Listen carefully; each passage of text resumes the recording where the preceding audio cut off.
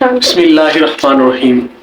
فرمان مصطفیٰ صلی اللہ علیہ وسلم، تم جہاں بھی ہو مجھ پر درود پاک پڑھو کہ تمہارا درود مجھ تک پہنچتا ہے۔ صلو علی الحبیب صلی اللہ تعالی علی محمد بارک وسلم وصلی علیہ۔ جو بھی نیک عمل کیا جائے فقط اللہ عز و جل کی رضا اور خوشنودی حاصل کرنے کی نیت سے کیا جائے۔ اگر کوئی شخص اللہ عز و جل کی رضا کی بجائے کسی اور کو دکھانے، دوسروں سے داد ستائش پانے یا اپنا نام چمکانے کی نیت سے کوئی عمل کرے گا، ایسا شخص ثواب سے محروم ہو کر ریاکاری کی تباہ کاریوں میں مبتلا ہو جائے گا۔ لہٰذا جو بھی نیک عمل کیا جائے محض اللہ کی رضا کے لیے، اس میں کسی کو شریک نہ کیا جائے۔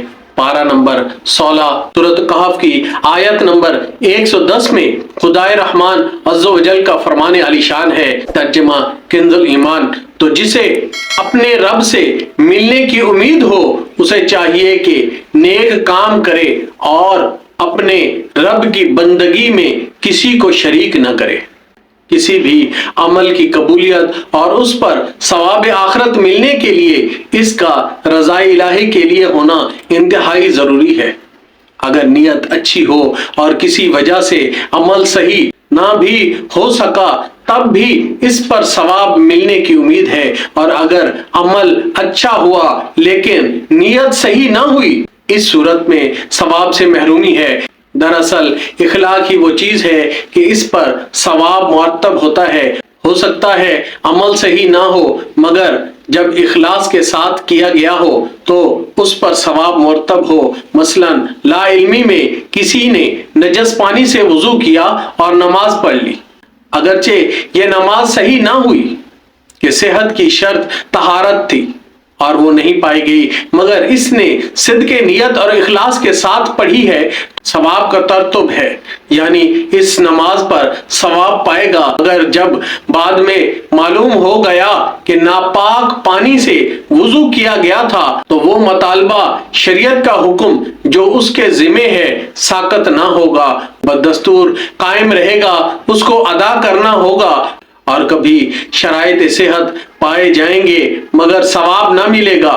مثلا نماز پڑھی، تمام ارکان ادا کیے اور شرائط بھی پائے گئے مگر ریا کے ساتھ پڑھی تو اگرچہ اس نماز کی صحت کا حکم دیا جائے گا مگر چونکہ اخلاص نہیں ہے ثواب نہیں۔ یاد رکھیے اللہ عز و جل کی رضا اور خوشنودی حاصل کرنے کی نیت نیک، جائز اور مباح کاموں میں ہی ہو سکتی ہے۔ گناہ والا کام اچھی نیت اور خلوص سے نیکی نہیں بن جاتا بلکہ اس کی ہلاکت خیزیوں میں مزید اضافہ ہو جاتا ہے۔ اور یہ بھی یاد رکھیے جس طرح نیک عمل سے پہلے دل میں اخلاص ہونا اور اس کا رضا الہی کے لیے ہونا ضروری ہے، اسی طرح ہر نیکی اور عبادت کے دوران اسے قائم رکھنا یعنی ریا نہ آنے دینا بھی ضروری ہے، کیونکہ شیطان مسلسل دل میں وسوسے ڈالنے کی کوشش میں لگا رہتا ہے۔ حضرت سیدنا فضیل بن عیاض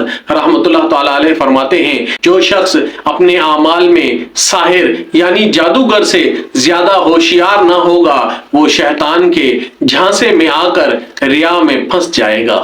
میرا ہر عمل بس تیرے واسطے ہو، کر اخلاص ایسا عطا یا الہی۔ اللہ پاک ہمیں ریا سے بچنے کی توفیق عطا فرمائے، آمین بجاہت النبی الامین صلی اللہ علیہ وسلم۔